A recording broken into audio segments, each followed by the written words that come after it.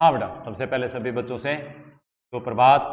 और आज इस वीडियो में अपने कक्षा 12 में जो हिंदी साहित्य विषय है, इस विषय की तीसरी जो इकाई है, तीसरी इकाई में पाठ्य पुस्तक सरयू और सरयू का जो कविता भाग है और उसका पाठ नए संशोधित पाठ्यक्रमानुसार राम की शक्ति पूजा, ये कविता है। ये पूर्व की वीडियो में मैंने शुरू करवाई है इसकी व्याख्या, और अब आगे की जो व्याख्या है, कविता है, उसकी मैं व्याख्या करवाऊंगा। इसलिए मेरा सभी बच्चों से आग्रह रहेगा कि वे पृष्ठ संख्या 29 पर इस कविता को निकाल करके और पृष्ठ संख्या 29 से मेरे साथ पढ़ें। और देखिए बेटा, ये पंक्ति मैं बता रहा हूं। रुक गया कंठ, चमका लक्ष्मण तेज प्रचंड। यहां से अपने पढ़ेंगे बेटा। तो रुक गया कंठ, तो इस प्रकार से राम को निराशा हाथ लगी, उनकी आंखों से आंसू टपकने लगे और गला रुंध गया, यानी रुक गया। आगे, लक्ष्मण तेज प्रचंड धंस गया धरा में। लक्ष्मण तेज प्रचंड मतलब इस समय जो राम व्यथित थे, व्याकुल थे, उनको देख करके उनके जितने भी साथी थे, उनके जो सूरवीर थे, वो सारे के सारे चुप हो गए। उनको देख करके शांत हो गए, वो कुछ नहीं बोल रहे थे। तो प्रबल तेजस्वी जो लक्ष्मण था, तेज प्रचंड, लक्ष्मण तेज प्रचंड, स्थिर धंस गया धरा में, कपि गह युगपद मस्क दंड, स्थिर जांबवान समझते हुए ज्यों सकल भाव, व्याकुल सुग्रीव हुआ डर में ज्यों विषम भाव। तो इस प्रकार से प्रभु का निराशा के हाथ लगते, सफलता न मिलने पर निराश हुए और उनका गला रुंध गया। फिर जो लक्ष्मण था,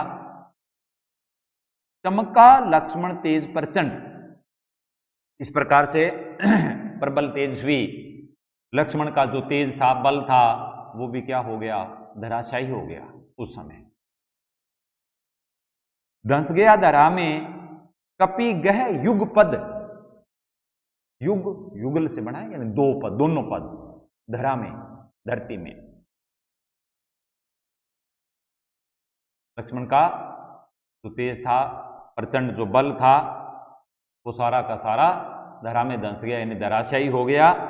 और इस प्रकार कपि, कपि किसके लिए है बेटा, यहां हनुमान जी के लिए है। कपि का मतलब वानर का मतलब हनुमान। तो हनुमान जी ने प्रभु के दोनों चरण पकड़ लिए। लक्ष्मण का जो तेज था, प्रबल,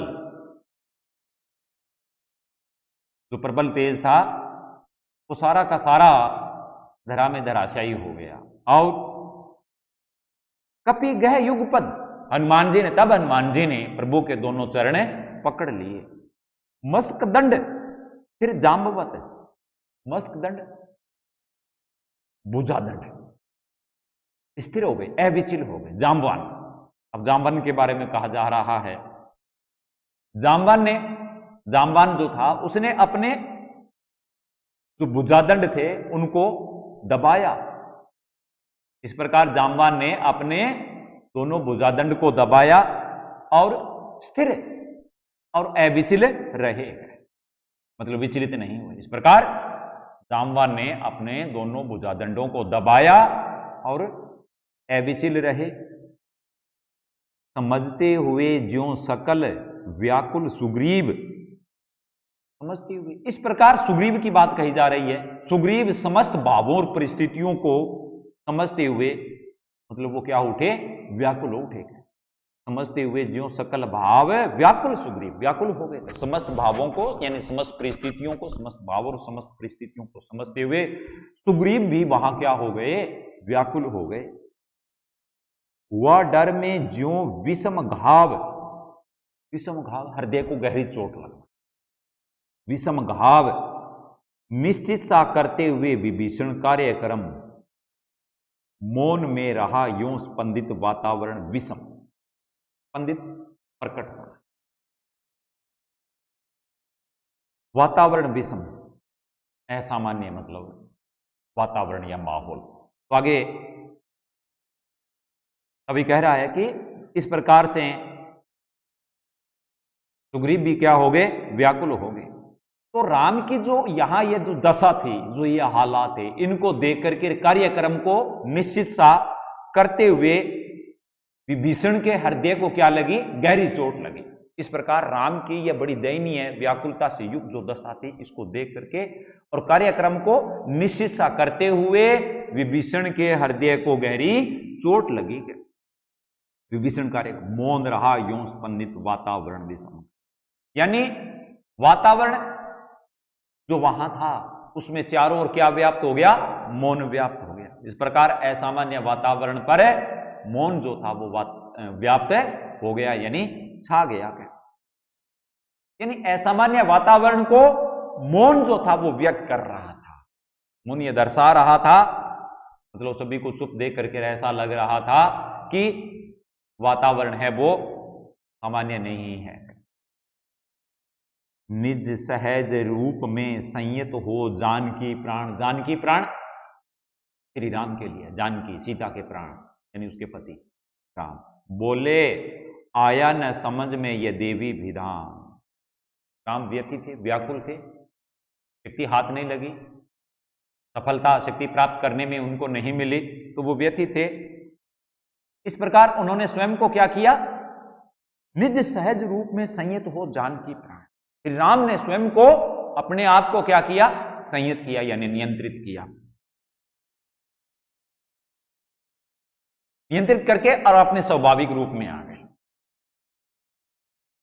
राम निज सहज रूप में संयत हो जानकी प्राण, स्वयं को नियंत्रित किया और इस प्रकार से वो क्या आ गए, अपने स्वाभाविक रूप में आ गए।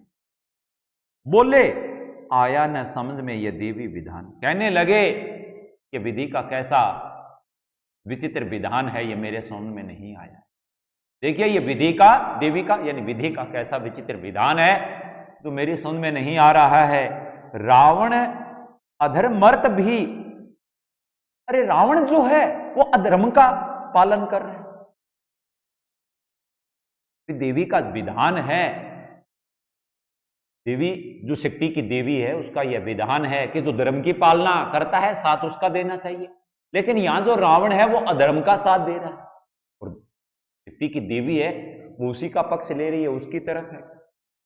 अपना वो उसका अपना है, मैं हुआ अपर, और मैं जो धर्म का पालन कर रहा हूं मैं उसके लिए क्या हो गया, पराया हो गया। क्या मैं पराया हो गया। यह रहा शक्ति का खेल समर, यह युद्ध शक्ति का भयंकर खेल है। यह रहा शक्ति का खेल समर, समर का मतलब युद्ध, यह युद्ध शक्ति का भयंकर खेल बन गया है। शंकर शंकर करता मैं योजित बार बार, सर निकर निश्चित, सर निकर, सर का मतलब होता है तीर, निकर तीरों का समूह। शंकर शंकर करता मैं योजित बार बार, योजित का मतलब होता है प्रयोग में लेना, बार बार सर निकर निश्चित कर। देखिए युद्ध शक्ति का यह भयंकर खेल बन गया। मैं बार बार शान धरे हुए, शान धरे हुए बाणों के ऊपर जो शान लगाई जाती है, तीखापन जो होता है, मैं बार बार शान धरे हुए यानी पहने बाण, जो पहने तीखे बाण उन बाणों को धनुष पर चढ़ाता हूं। मैं बार बार शान धरे हुए पहने तीखे बाणों को धनुष पर चढ़ाता हूं।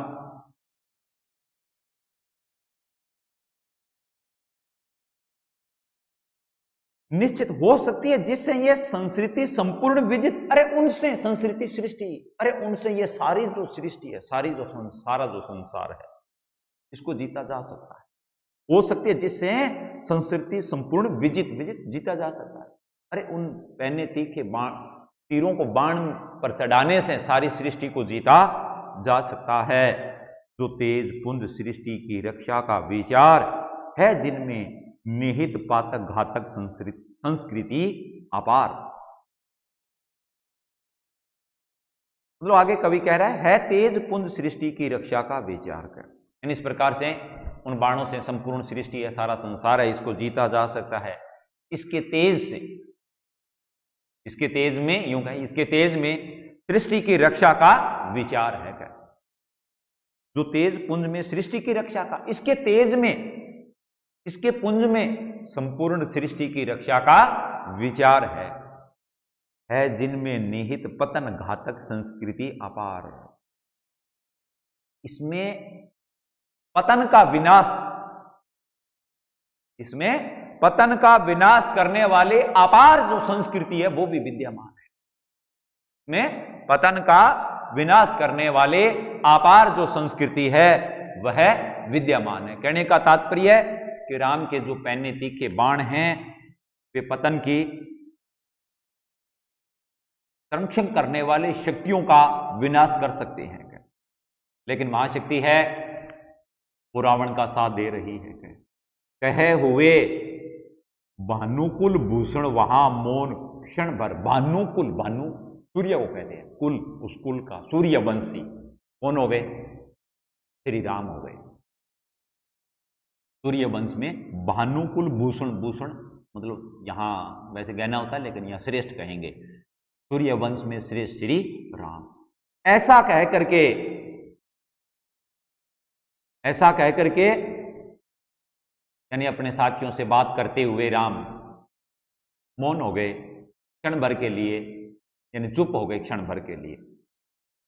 बोले विश्वस्त कंठ से जांबवान रघुवर तभी, यानी उसी समय जांबवान जो था वह पूर्ण विश्वास के साथ, पूर्ण आत्मविश्वास से भरे हुए कंठ से उसने कहा, रघुवर हे राम, विचलित होने का नहीं देखता मैं कारण।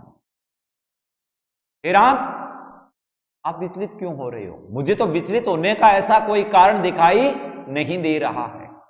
बोले विश्वस्त कंठ से जांबान, पूरे आत्मविश्वास के साथ, यानी विश्वास भरे कंठ ने उस लहजे के अंदर बोले, हे राम, विचलित होने का नहीं देखता मैं कारण। यानी आपके द्वारा इस प्रकार से विचलित होकर, व्याकुल होकर, जो व्याकुल आप हो गए हो, मुझे तो आप में ऐसा कोई कारण, आपकी व्याकुलता के पीछे कोई कारण दिखाई नहीं दे रहा है। हे पुरुष सिंह, तुम भी यह शक्ति करो धारण कर। हे पुरुष सिंह, हे पुरुष, हे राम, आप पुरुषों में क्या हो? शेर के समान हो। हे राम, आप पुरुषों में शेर के समान क्या हो? पराक्रमी होकर। तुम भी यह शक्ति करो धारण, तुम भी शक्ति को क्या करो? धारण करो। यानी ये जो शक्ति है इसको तुम भी धारण कर सकते हो। आराधना का दृढ़ आराधन से दो उत्तर कहे। आराधना, पूजा करो। आप महाशक्ति की क्या करें? आराधना करें। आराधना का दृढ़ता के साथ शक्ति की देवी जो दुर्गा है, दृढ़ता के साथ उसकी आराधना कीजिए, उपासना कीजिए और शक्ति प्राप्त करके उसी आराधना से रावण को आप उत्तर दीजिए। तुम करो विजय संयत प्राणों पर। हे राम, रामवन कह रहा है, हे राम, आप शक्ति की देवी मां दुर्गा जो है उसकी आराधना करके, उसकी पूजा दृढ़ता के साथ करके और रावण को आप उत्तर दीजिए। क्या तुम वरो मतलब प्राप्त करो, तुम वरो विजय संयत प्राणों से प्राणों पर। अगर तुम दृढ़ता के साथ शक्ति की देवी की आराधना करोगे तो उससे तुम्हें आशीर्वाद जरूर मिलेगा। आप अविचल होकर के और शक्ति की आराधना कीजिए। तुम वरो विजय संयत, तुम यह विजय प्राप्त करो संयम धारण करके, प्राणों से प्राणों पर। इसके लिए प्राणों पर क्या करो, प्राणों की बाजी लगा दो। शक्ति को प्राप्त करने के लिए आप जी जान से जुट जाएंगे। इसमें रावण अशुद्ध होकर भी यदि कर सकता है त्रस्त, त्रस्त आतंकित, भयभीत, यदि रावण अन्यायी का पक्षपाती होकर आतंक पैदा कर सकता है, यदि रावण अन्यायी का पक्षपाती होकर आतंक पैदा कर सकता है, तो निश्चय तुम हो सिद्ध करोगे उसे ध्वस्त। तो इस बात में कोई शक नहीं है, संदेह नहीं है कि आप देवी की सिद्धियां प्राप्त करके, यानी शक्तियां प्राप्त करके, और उसको क्या कर दोगे, परास्त कर दोगे, ध्वस्त कर दोगे, पराजित कर दोगे। शक्ति की करो मौलिक कल्पना, करो पूजन अपने मन में। हे राम, जामवन कह रहे हैं, हे राम, अपने मन में शक्ति की जो देवी यानी दुर्गा है, दुर्गा को शत्रु का दमन करने वाली मूल रूप की कल्पना कीजिए। शक्ति की देवी मां जो दुर्गा है, उस मां जो शत्रु का दमन करती है, उस दुर्गा के मूल रूप की मौलिक मूल रूप की कल्पना करो, उसका पूजन करो। आप छोड़ दो समर जब तक न सिद्धि, तब तक आप युद्ध का विचार छोड़ दें। जब तक आपको सिद्धियां प्राप्त न हो जाए, शक्तियां आपके हाथ में न आ जाए। रघुनंदन, हे रघुनंदन, जब तक आपके हाथ में शक्तियां न आ जाए, सिद्धि प्राप्त न हो जाए, मां दुर्गा का आशीर्वाद आपको न मिल जाए, तब तक आप युद्ध का विचार है वो छोड़ दो, युद्ध का दायित्व छोड़ दो। आगे चलो।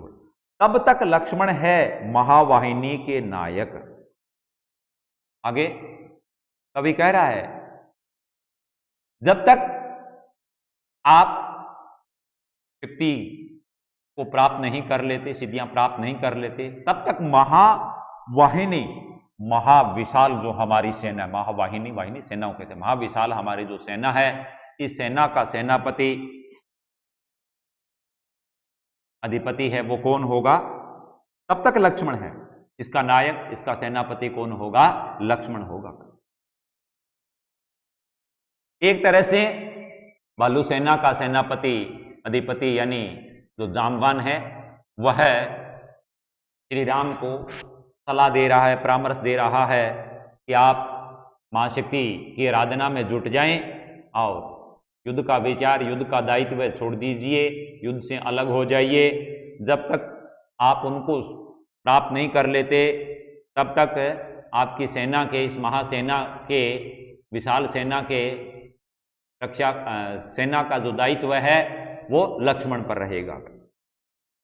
मध्य मार्ग में अंगद, इसके मध्य भाग में कौन रहेगा? अंगद। इसके मध्य भाग में अंगद। दक्षिण श्वेत सहायक, दक्षिण श्वेत सहायक, बल है में बल सैन्य, दक्षिण श्वेत सहायक में बल सैन्य में जामवंत ने लिया है। मतलब इसके मध्य भाग में अंगद रहेगा और उसका मार्गदर्शन करेगा। दक्षिण श्वेत, दक्षिण जो भाग है, सेना का जो दक्षिण भाग है, दक्षिण भाग में भालू बल सैन्य, दक्षिण भाग में अपनी भालू सेना के साथ स्वयं जो जामवंत है वो उनकी सहायता करेंगे। सहायक मतलब सहायता करेंगे। है वाम पार्श्व में हनुमान, वाम पार्श्व भाग, वाम दिशा में बाईं ओर हनुमान। बाईं ओर कौन होंगे? सेना के अंदर अलग अलग जगह पर शक्तिशाली योद्धाओं के बारे में परामर्श देते हुए जामवान कह रही हैं, है वाम पार्श्व में हनुमान, बाईं ओर हनुमान, नल नील और छोटे कपिगण, नल नील और छोटे छोटे वानर सैनिक रहेंगे।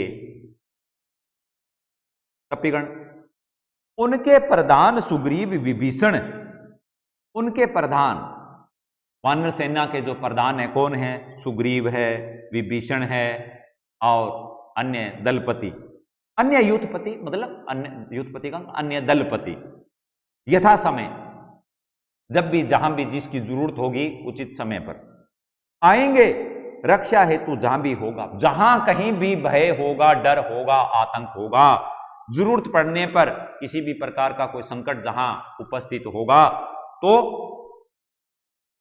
ये जो नल हनुमान, नल, नील, छोटे कपिगण और उनके प्रधान सुग्रीव, विभीषण और अन्य दलपति है, वो संकट को दूर करने के लिए आएंगे और उन सबकी सुरक्षा को सुनिश्चित करेंगे।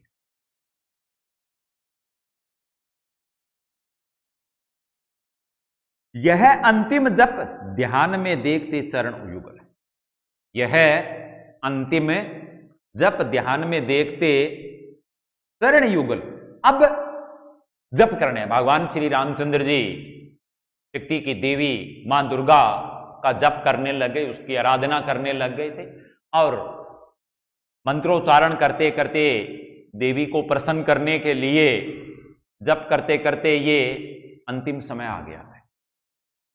ध्यान में देखते चरण युगल, ध्यान की अवस्था में थे और मां दुर्गा के दोनों चरणों में ध्यान अवस्था में लीन थे। राम ने ध्यान की अवस्था में लीन थे, तभी राम ने बढ़ाया कर लेने को नीलकमल, कर कर का मतलब होता है, तभी प्रभु ने माता दुर्गा के चरणों में नीलकमल अर्पित करने के लिए अपना हाथ बढ़ाया नीलकमल लेने को। कुछ लगा न हाथ, हुआ सहसा स्थिर मन चंचल। जैसे ही उन्होंने हाथ आगे बढ़ाया, जिस पात्र में उस पत्र नीलकमल रखा हुआ था वह खाली था, उनके हाथ में कुछ नहीं लगा, कुछ लगा ना हाथ। हुआ सहसा स्थिर मन चंचल, अचानक स्थिर, स्थिर जो मन था, ऐसा अचानक जब हाथ में कुछ नहीं लगा, तब राम का जो स्थिर मन था वो अचानक चंचल हो गया, विचलित हो गया, अस्थिर हो गया। ध्यान की भूमि से उतरे, खोले पलक विमल। ध्यान, ध्यान की अवस्था, इससे पहले ध्यान की अवस्था में लीन थे, अब ध्यान की अवस्था से उतर करके उतरे, खोले पलक, अपने दोनों उज्जवल विमल, मल रहित उज्जवल, दोनों उज्जवल नेत्रों को खोले, मतलब खोला, देखा, देखते हैं वहां रिक्त स्थान, जिस पात्र में नीलकमल यानी पुष्पपत्र रखे हुए थे, वह पात्र क्या था? रिक्त था, उसमें पुष्प नहीं थे। यह जप का, साथ में यह जप करने का, पूर्ण आहुति देने का क्या था? समय था। बड़ी विडंबना उनके सामने पैदा होगी। उस पात्र रिक्त था और जप करने का, जप का पूर्ण समय कि मां दुर्गा को उसके चरणों में पूर्ण आहुति देने का यह समय भी था। आसन छोड़ना असिद्धि भर गए नैन दुबे। आसन छोड़ने से, यदि वो कहीं और बाहर जाते हैं, आसन छोड़ते हैं, तो सिद्धि असिद्धि में बदल जाती है। आसन छोड़ने से असिद्धि होती है।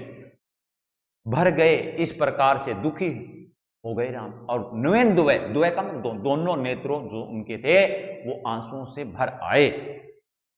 दिक जीवन को जो पाता ही आया विरोध। इस प्रकार प्रभु श्री राम अपने आप को धिक्कारने लगे कि जीवन के अंदर हमेशा मुझे विरोधों का ही सामना करना पड़ा है।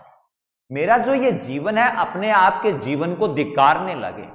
धिक्कार है मेरे ऐसे जीवन को कि निरंतर मैं हमेशा विरोधों का ही सामना करता आया हूं, कभी भी मुझे जीवन में सफलता नहीं मिली है।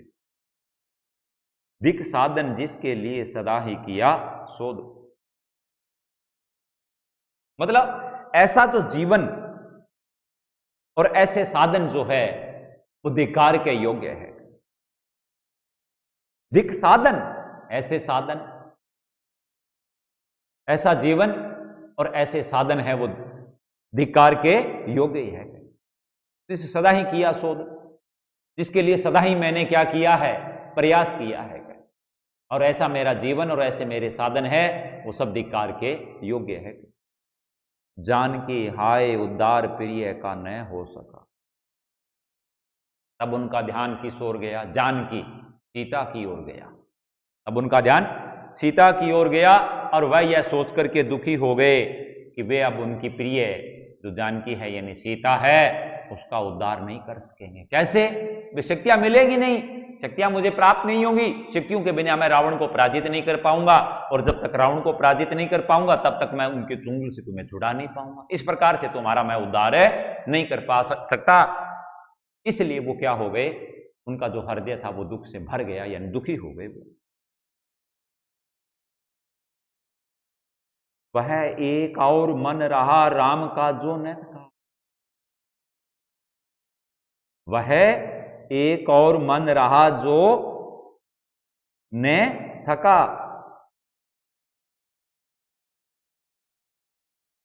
वह एक और मन रहा राम का जो न थका। इस प्रकार से रावण का जो मन था, जो कभी थकता या हारना नहीं जानता था, एक और राम का जो मन था, चाहे जीवन में कैसी ही विघ्न बाधाएं, मुश्किलें, चुनौतियां मिले, जिनसे वो थकना या हारना नहीं जानता था। जो नहीं जानता दैन्य नहीं जानता विनय, दैन्य दीनता। जो मन था जो कभी भी थकना नहीं जानता था, उसमें दीनता का भाव नहीं था, और न ही वह विघ्न बाधाओं के आगे झुकना जानता था, यानी दीनता और अनुन्य विनय करना नहीं जानता था।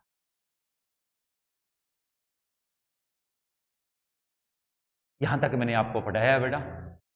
आओ शेष पाठ, कविता की शेष भाग जो है वो अगले वीडियो में पढ़ाएंगे। तब तक के लिए धन्यवाद।